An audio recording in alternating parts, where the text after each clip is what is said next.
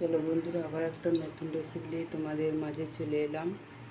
তো এই রেসিপিটা এর আগেও আমি করেছি, তবু এই রেসিপিটা এত খেতে টেস্টিং না, তোমরা খেলে তোমরা নিজেরাই বুঝতে পারবে। তো এটা দারুণ একটা খাবার, খুব প্রচলিত এই খাবারটা, মানুষের মুখে মুখে লেগে থাকে। তো চলো বক বক না করে তোমাদের সামনে নিয়ে আসি এই রেসিপিটা। তো দেখতে পাচ্ছ তেল গরম হচ্ছে, আর দেখো চিংড়ি দেখতে পাচ্ছ, চিংড়িটাকে আমি এখন ভেজে নেব।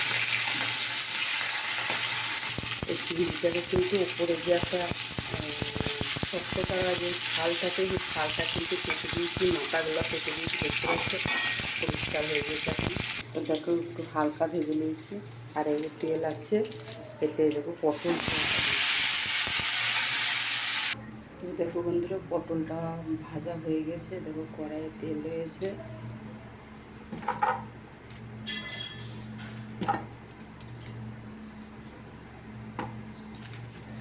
কড়াইয়ে তেল দিয়ে দেওয়া হয়েছে, তাই দেখো আমি আলু কটা এখানে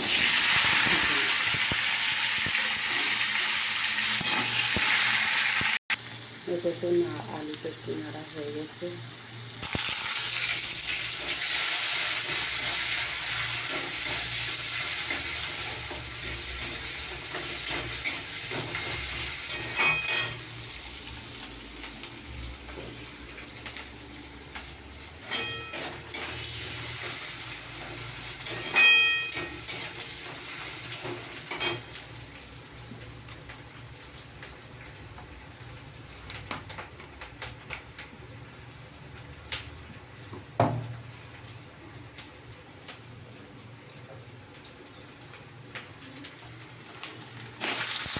এটাকে টমেটো দিয়ে দিয়েছি।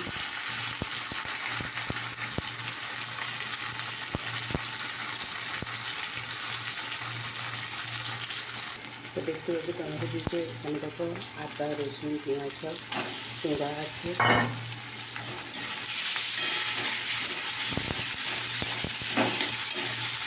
তোমরা দেখতে থাকো। এটাতে হলুদ দিলাম, পরিমাণ মতো নুন দেওয়া হলো, লঙ্কা গুঁড়ো দিলাম, জিরে গুঁড়ো দিলাম।